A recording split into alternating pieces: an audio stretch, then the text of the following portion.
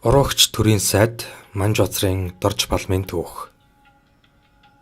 Монголын түүхэнд эх орноосоо орууж харийн дайсан тэр дундаа хятадын талд үйлчилж эх орон газар нутаг түүх соёлоо худалдсан олон хүн байдгийн нэг нь төрийн сайд байсан Сэцэн хаан аймгийн Чин Вангийн зэрэг үнэн сүжигт элдэн засаг төрийн Жун Ван Манжуцрын Дорж балам юм.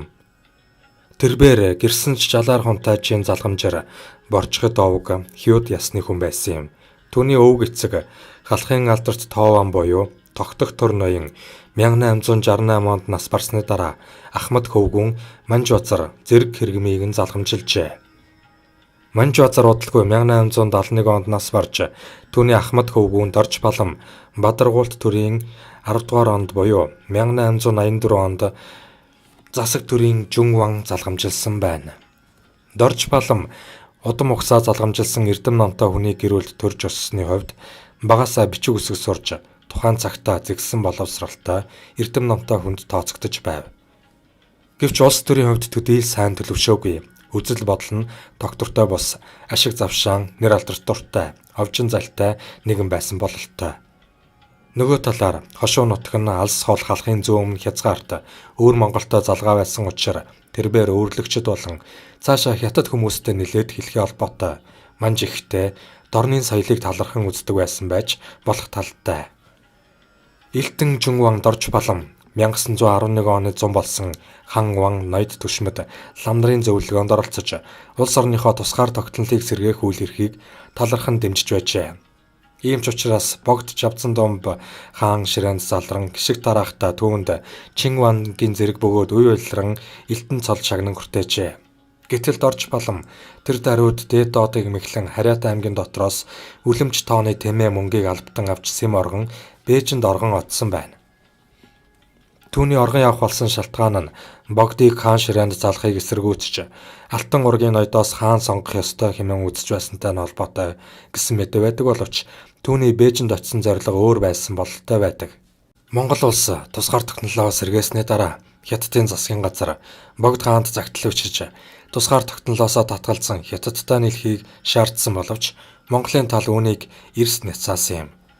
Ийм учраас Хятадын эрх баригчид Бээжинд байсан халахын Сэцэн Чин Ван 80-т шинээр очисон Ван Дорж балам нарыг ашиглаж тэднэр дамжуулан богд хаанд тусгаар тогтнолоосоо татгалзахыг ятгасан загтал бичүүлж мөн 80-т Дорж балам нарыг хүрээнд илгээж Монгол улсыг дундад улс руугаа найралдуулах гэрээ хэлцэн хэмээн мэдэгдэж байжээ.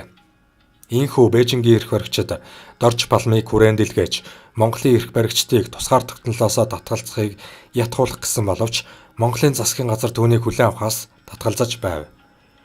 Гэвч тэрбээр 1912 оны хаврын ихэнх сард нийслэлд хүрээнд иржээ.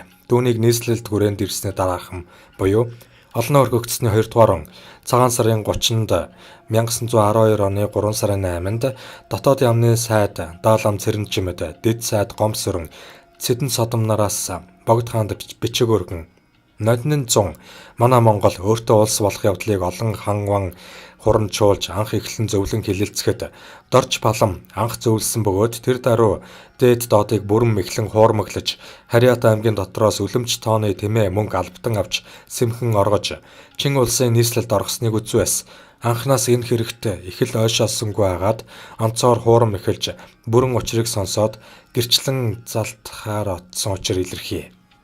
Нэгэнтээ улс төр байгуулан тогтсны хойно харин манж Хятад түшмэтийн хамт ирж ятгамаа хэмээх зэрэг тэрслэн үг бичиж богд эзэн гэгээн хүртэл бичиг загтал илгээхэд хүрсэн нь даамч аимшиггүй боломтын туйлд хүрч язгуур үндсээ огоорон гагцхүү нэр ашигт шунаж Монгол өвгтнийг дарлахын туйл болов. Энэ хооронд манай улс төрийн газраас Дорж балам түүний хамтаар ирнэ хэмээсэн Хятад түшмэтийг ирүүлэхгүй болгох явдлыг цахилгаан мэдээгээр ухуулсан бөлгөө. Эдгээр Дорж балмын бие нийслэл хүрээний газар нэгэнтээ хурч ирэв хэмээв. Түүний бие хэрв хуучин хിവэр улс төрийн хэрэгт оролцсон элдвэр хуурмаглан чимэглэж дээд доортыг мэхлэн явхад хүрвээс сая тогтнож буй шин төрд галд усыг цутгах лугаа адил бүхий тул түүний засаг Вангийн хэрэгмийг шууд эвдэж засаг таамгыг түүний хошуунд хавсарсан Жун Вангийн зэрэг үе уйлран залгамжлах төрийн байл Жамяан чойжил сүрэнд шилжүүлэн тушаан өгч үе уйлран засаг төрийн байл залгамжлуулж хошууг захируулан Дорж Балмыг даруй шүүхийн аманд тушаан өгч, чангалан нягтлан байцааж, шүүлгэн үннийг тодорхойлуулан, цээрлүүлэн шийтгэж, гим өдөөхөд хүрүүлэхгүй болвоос улс төрт харчлан явагч залхаа түшмэл буй аваас дуурайн хөгжихгүй мууг халж чадах болов хэмээн мэдүүлсэнд Богд хаан зарлиг гуйсан ёсоор болгох тун гэжээ. Шүүх яам Ван Дорж Балмыг байцаан шүүхэд тэрээр өөрийн гин буруу хүлээн зөвшөөрч ямар ч ялж шийтгэл оногдуулсан гомдох зүйлгүй хүлээн авна гэдгээ мэдэгджээ. Ийхүү Дорж Балам өөрийн гин буруу хүлээсэн учраас олноо өргөгдсөний 2 дугаар он 2 дугаар сарын 19 буюу 1912 оны 4 дугаар сарын 5-нд Богд хааны зарлигаар өршөөлийг үзүүлж өөхөх ялыг уучлан хэтэлтрүүлж улсаас цалин бүлүүхийг хоригдсан байна. Мөн түүний дүү Даштондов хөвгүүн Понцог Цэрэн жалбуу нарт хүртээсэн Бээсийн болон Түшээ гүнгийн зэргийг буцаан хураажээ. Ийхүү Дорж Балам Богд хааны өршөөл хайраар хүнд ялаас хөнгөн мотарчээ. Чухам яагаад түүнийг өршөөлсөн нь тодорхойгүй байдаг. Эсвэл түүний өвөг дээдсийн Монголын төр зүтгэсэн гавьяаг нь ч бодсон байх талтай. Түүний оронд засаг ноён болсон Жамяан Чожил сүрэн 1913 онд их орд харшийн газар бараалгах үед ёсыг зөрчиж явсан учраас засгаас огцруулж Дорж Баламд засгийн хэрэгэм зэрэг тамгыг дахин олгожээ. Энэ үеэс Дорж Балмын байр суурь дахин бэхжиж тэрээр 1915 онд Цэргийн яамны тэргүүн сайдаар томилогдсон байна. Энэ тухай архивын баримтанд Цэргийн яамны орон гарсан тэргүүн сайдын тушаалд Дорж Балмыг тохон тавигтун хэмээсэн тул Эрдэнэжүнван Дорж Балам олноо өргөгдсөний 4 дугаар он өвлийн сүүл сарын шинийн 6 1912 оны 1 дугаар сарын 21-нд тушаалыг хүлээж дээр бараалхан мөн яамны эрхлэн зөвлөх сайд Манлайбаатараас хамаарсан Цэргийн яамны тэргүүн сайдын тамгыг хүлээн авсан тухай өгүүлсэн байна. Энэ баримтаас үзэхэд сайд Гомб сүрэнг нас барсны дараа хэсэг хугацаанд Цэргийн яамны сайдын тушаалыг мөн яамны эрхлэн зөвлөх сайд Манлайбаатар Дамдын сүрэн орлон ажиллаж байжээ. Дорж Балам Цэргийн яамны тэргүүн сайдын албан тушаалд богинохон хугацаанд ажилласан тул түүний үйл ажиллагаанд шууд холбогдох баримт хомс байдаг. Олдсон ганц нэг баримтаас дурдвал. Цэргийн яамны тэргүүн сайд Дорж Балам олноо өргөгдсөний 4 дугаар он өвлийн сүүл сарын 30 буюу 1915 оны 2 дугаар сарын 14-ний үеэр нийслэл хүрээнд буй бүх цэргийг өөрийн биеэр байцаан үтсэн байна. Энэ үеэр нийслэл хүрээнд байсан 4 аймгийн цэргийг захирах дарга нар хариад цэргүүдэд цалин хүнс хөрөлцөхгүй гачигдахын туйлд хүрч тэднийг захиржуулж чадхад хүрсэн зэрэг олон зовлон бэрхшээлд очиж цэргүүдэд нэн даруй цалин хүнс гүйцэн олгохыг гуйж байжээ.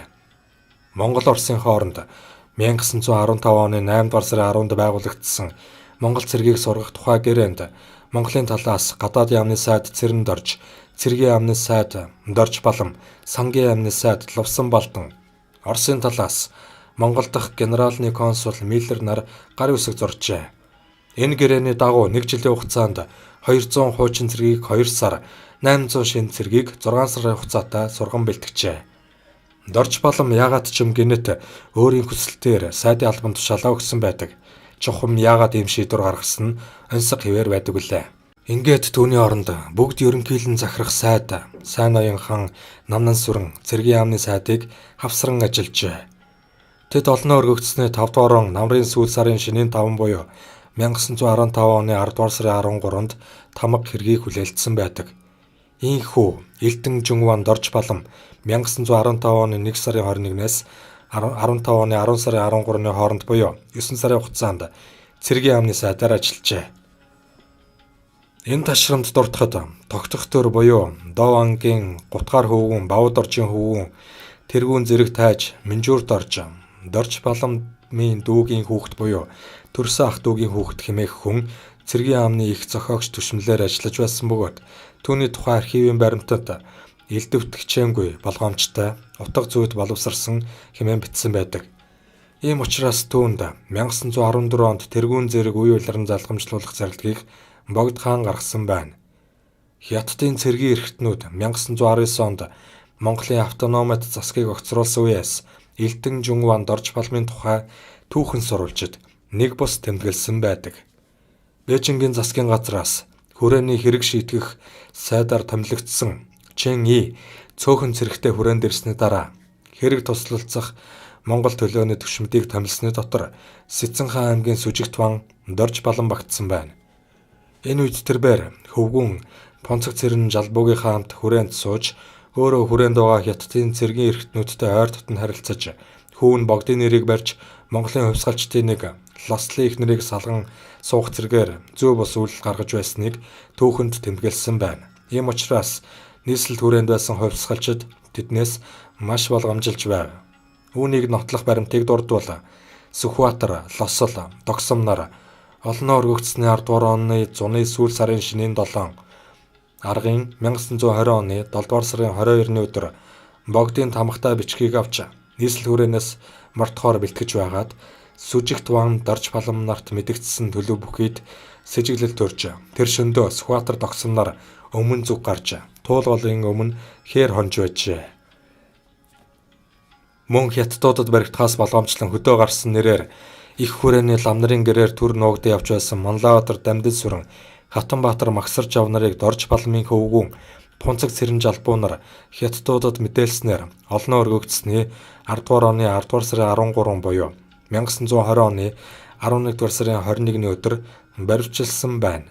Баруун өнгөр нь нийслэл хүрээг хятад цэргээс чөлөөлөх үед Сүжигт ван Дорж балан хүрээнд байсан бөгөөд үүний дараахан хүрээний эрдэнэ шанзууд ба дашчив зарим лам ноёдыг өрж цуглуулan газар орноо хэрхэн тохиноолох тухай ярилцахад Дорж балан оролцсон байна. Гэвч удалгүй цагийн байдал өөрчлөгдөн ардын засаг тогтнох янзтай болоход тэрбээр хүрээнээс гарч хошуу нутагтаа даруй ботсон байна.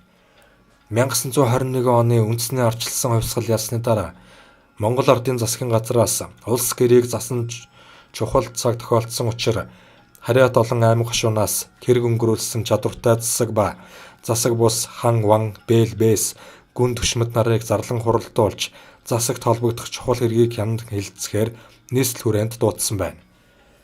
Ингээд ардын засгийн газраас Элдэн Жун ван Дорж балмыг хөвгүүн бэс Понцог цэрэн Жалбуугийн хамт олноо өргөгдсөний 11-р 7 сарын 20 буюу 1921 оны 8 дугаар сарын 23-ны дотор нийслэл хүрээнд эрхийг тушаажээ. Гэтэл ван Дорж балан бие өвчтөй хэмээн хэд хоног саацсны дараа мөн оны 7 дугаар сарын 22 буюу 1921 оны 8 дугаар сарын 25-нд хатан дуламж ав хөвгүүн Понцог цэрэн Жалбуу бэр чимэд нар болон орлон хөөгчд Сэнт сүрэн 6 дугаар зэрэг түшмэл Цэдэн иш нарын хөтөл 13 үнийг дагуулan 7 тэргэнд сав хэрэгслээ ачин ашлагны морь 30-ыг авч нийслэл хүрээ орно гэж хэлээд зам буруулсан юм.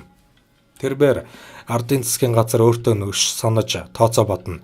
Бүх зүйл хятадын эсрэг чиглэж байгаа энэ үед хятадд талтай гэдгээрээ баригдан гих зэргээр айж имээсэн байна.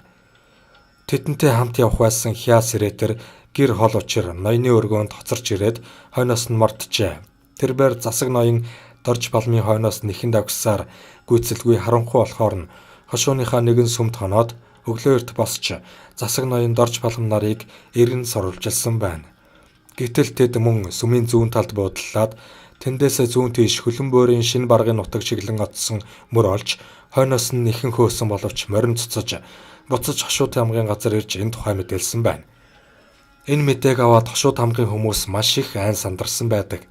Энэ тухай Элдэн Жун вангийн хошууны тамгыг хамаарсан туслагч тайж дэлгэрж аргал түшээг өнгийн зэрэг туслагч тайж Бизян нараас харьяат Сэцэн хаан аймгийн чуулган дарга жанжин нарт өргөн мэдүүлсэн бичигт туслагч түшмэл бид харьяат засаг вангийн бие баруун зүг замнан явж нийслэл хүрээнээ одоос зохих хатал юун учир зүүн зүгт эргэж явсан болохыг үнэхэрийн гүйцэж мэдэхгүй айн сандарч зүрхэнд зэв сум туссан лугай адил болон бачимдан туслагч тайж дэлгэрж аргал төрлийн дарга мөнх чаргал нарын 6 үнийг түргэнлэн томилон авч дагалдуулан тус бүр 3 морь хэрэглэж довтлон уул мөрийг мөшгөн мортсон гэжээ. Гэтэл 8 дугаар сарын 26-ны орой засаг вангийн морийг гол гаргаж өгөхөөр хамт мортсон Даш балдан хошуут хамгын газарт буцан ирж ван Дорж баламнаар зүүн тийш хил даван баргын нутагт одсон тухай мэдээлжээ. Түүний ярьснаар Дорж балан Понцог цэрэн Жалбуу нар 8 дугаар сарын 25-ны орой харьяат хошуу сүмийн зүүн талд буудалдаж байгаад шөнийн цагаар гинэт хайлаар хотын зүг явна хэмээн дагалдан явсан хүмүүстэй көсөг уналгаа бэлтгэхийг тушаасан байна. Орлон хөөгч Сэнт сүрэн түшмэл Цэдэн иш нар тэдэнд хандаж гадаад улсад зоргоор одож хэрхэвч болохгүй хэмээн сөгдөн мөргөн гуйсан боловч Дорж Балам тэдний үгийг огт хэрэгсээгүй байна. Ингээд шүн дунд ачаалан хөдөлж шинэ баргын нутагт орж 23-ны өглөө шинэ барга шулуун цагаан хошууны нутаг өвдөг болонгийн аргашаан хэмээх газрыг дайран өнгөрч цааш явсаар хонд хэмээх газрын хойд этгээдэд хүрч төр буудаллан цайж ханжууджээ. Ингээд засаг ванд Дорж Балам Дашбалтанд өөрийн сууж авсан тэмээ хөөлсөн сүх тэргийг өгч буцаж хошууд хамгийн газар бичиг хүргэхийг тушаажээ.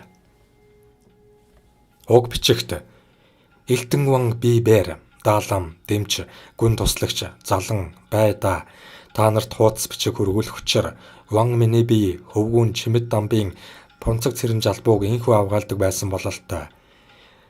Хамтаар эргэн улсад дагахаар нэгэнтээ санаа тогтсон бөгөөд энэ учрыг урдаас мэдэгдэхэд та нарын хориглохоос бэрхшээж эс хэлсэн нь одоо та нар хэлсэнгүй хэмээн бүү гомдоорой. Миний хойноос санаа татгалзах хэрэггүй учир хамтаар мэдэгдсүгэ. Энэ учир Дайчин ван миний хоёр эгчид тааллаа чилж зовоох хэрэггүй хэмээн хэлж гүйцэтгээрэй. Үүний тул хуудас хөргүүлв. Даруй их баяраар учирч цэнгэн жаргая хэмээн бичээд гарын үсгээ зурсан байжээ. Энэ бичгээс үзэхэд түүний хоёр эгч нь нутагтаа үлдсэн байна. Уруугч зогтжээ. Ван Дорж Балам 8 дугаар сарын 28-нд Хайлаар хотноо хүрэлцэн очиход Хятадын албаны хүмүүс ихэд найрсгаар тосч уулзсан буудалд болгосон байна. Үүнээс үзэхэд тэрбээр Хятад улсад дөрвөн гарах бэлтгэлийг сайтар зохион байгуулсан байжээ. Тэндээ хэд хонсны дараа гүн цэндийн Монгол улсын дотоодын яамны дэд сайд байсан Бодлогот Баатар Цэнд хамт галт тэргээр мөгдөн орж тэндээсээ мөн галт тэргээр явж 8 дугаар сарын 26 буюу 9 сарын 27-нд Бээжинд хүрэлцэн очижээ. Улмаар 9 дугаар сарын шөнийн 7-нд Хятадын ерөнхийлөгчд бараалгасан бөгөөд мөн Манжин хаан байсан Пүү Ийтэй уулзсан байна. Ингээд Дорж Балам гэр бүл болон дагалдагчдынхаа хамт Бээжин хотын Жанжаа хотгтын сүмд сууж байжээ. Харин Дорж Баламыг дагалдаж явсан хүмүүсээс хар даваа Адианар Сэм оргон гарч нэгэн өвөр Монгол ламтай хамт 7 нуураар дамжин 1922 оны 6 дугаар сарын 10-нд нутагтаа ирсэн байна.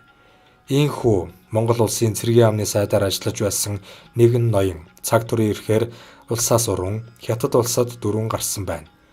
Тэрбээр гадаадд оргон гарсан гол шалтгаан нь нэгт өөрөө өмнө нь Хятадд оргон гарч байснаас гадна 1919 оноос хүрээнд байсан Хятадын цэргийн эрхтнүүдтэй ойр харилцаж байсан. Хоёрт хүү Пунцаг цэрэн жалбуу нь хувьсгалчдын үйл ажиллагааны тухай Хятадуудад мэдээлж байснаас гадна хувьсгалчдын нэг Лослын их нэрийг богдын нэрийг барьж хүчээр салган суусанд оршино.